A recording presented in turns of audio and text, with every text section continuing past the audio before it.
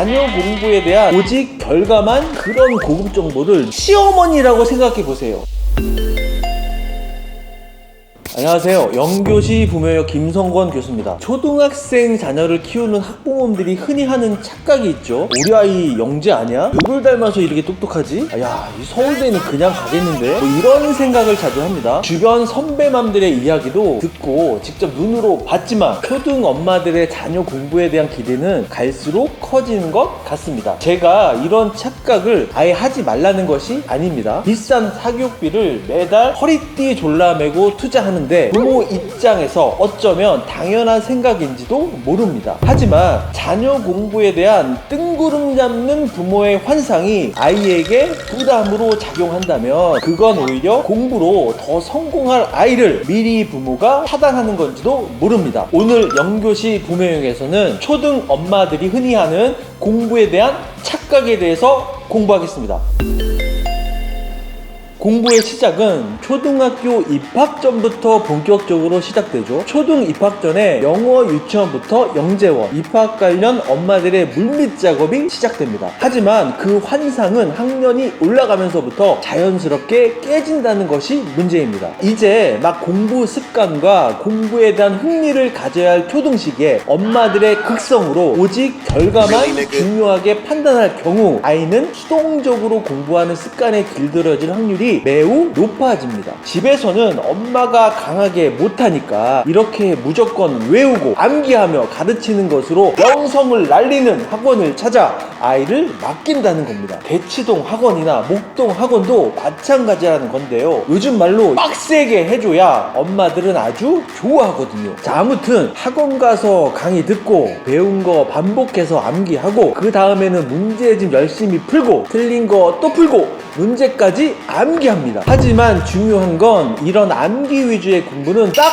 여기까지라는 거죠. 초등 시절 영재 소리 자주 듣고 한 번 배운 거 술술 암기해서 말하는 아이들이 왜 다들 서울대를 못 갔을까요? 사실 어떤 것을 외우는 것이요? 암기하는 능력은 가장 간단한 형태의 지능이라고 할 수 있는데요. 암기를 잘하는 아이는 암기력이 가장 소화하기 쉬워서 무조건 외우고 보는 것입니다. 암기력은 높은데 학년이 올라갈수록 성적이 안 좋은 학생들을 검사해 보면요, 암기력 외에 모든 사고력이 떨어지는 경우가 너무나 많다는 겁니다. 좀 죄송스러운 말씀이지만 이런 경우에는 부모가 아무리 노력을 해도 지능 자체가 높아지지 않기 때문에 공부에 너무 집착과 강요를 하지 마시고 아이를 잘할 수 있는 다른 능력을 찾아서 발전시켜 주는 것이 필요합니다. 꼭 공부가 아니더라도 다른 능력으로 잘 살게 해주면 된다는 거죠. 자, 그럼 초등 부모들이 흔히 하는 공부에 대한 착각 베스트 5를 알아보겠습니다. 첫째, 대치동 학원은 모두 좋은 학원이라는 착각입니다. 엄마가 직장 다 때려치우고 라이딩을 해주면서도 대치동에 있는 학원을 모두 좋다고 생각한다는 겁니다. 대치동 학원이 다 좋은 학원이라는 근거는 없다는 겁니다. 먼저 부모가 자기 아이를 가르칠 선생님을 직접 만나서 신중한 상담을 해보세요. 학원 교실 분위기도 한번 쭉 보시고요. 원래 학원에서 상담하시는 분들이나 원장님들은 원래 말을 무척 잘하십니다. 그 말빨에 넘어가서는 안 됩니다. 사실 대치동 학원에서도 좋은 학원은요, 이미 고급 정보이기 때문에 아는 사람만 안다는 것을 꼭 기억하십시오. 둘째, 초등학교 성적이 평생 갈 거라는 착각입니다. 초등 공부법, 초등 성적이 평생 간다는 말로 안 그래도 자녀가 하나뿐이라서 금이야 오기야 키우는 이 부모들 아주 미치고 안달나게 한다는 겁니다. 초등 4학년 성적이 대학을 결정한다는 등 하면서 안 그래도 맞벌이 하느라 아이 교육 신경 못 쓰는 부모들한테 더 미안한 마음 들게 하면서 이렇게 초등 공부와 관련해서 떠도는 소문들을요, 제발 좀 믿지 마세요.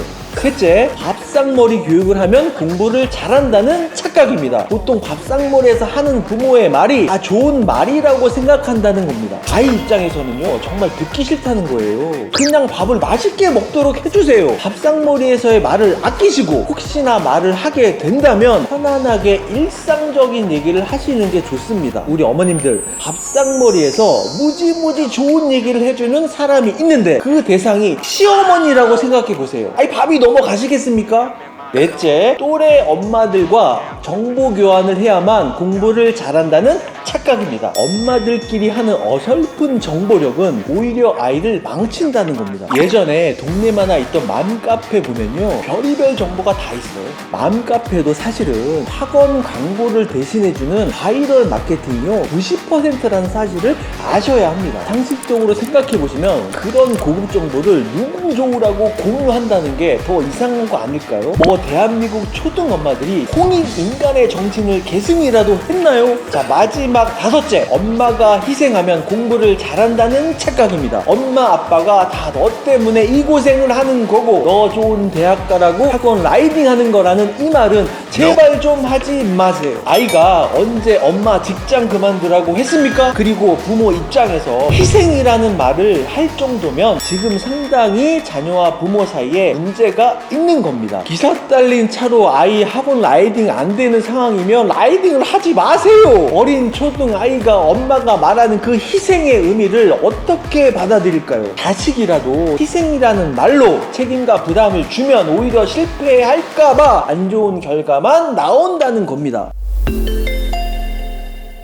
자, 오늘 영교시 수업 정리하겠습니다. 세상에 있는 엄마들은 변하지 않으면서 아이만 변하게 하려고 합니다. 세상에 있는 엄마들은 변하지 않으면서 아이 스스로 변하기를 바랍니다. 세상에 있는 엄마들은 변하지 않으면서 아이가 공부를 잘하길 바랍니다. 대한민국 K맘들의 모든 고민과 생각은 비슷합니다. 우리 자녀가 더 좋은 대학에 가기를 원하고 더 좋은 직업을 갖길 바라죠. 그렇다면 자녀의 대한 사랑과 애정도 점진적으로 그 사랑이 지속돼야 한다는 거예요. 공부 잘하고 싶은 자녀를 만들고 싶다면 가르치지 말고 보여주어야 합니다. 부모가 먼저 공부하는 모습을 보여주세요. 부모 자녀 관계의 핵심은 부모로부터 보여지는 것이기에 모범을 보여주지 않는 부모에겐 자녀도 배울 게 없다고 생각하고 스스로를 절대 보여주지 않습니다. 꼭 기억하세요. 이상으로 영교시 부모예요 김성건 교수였습니다.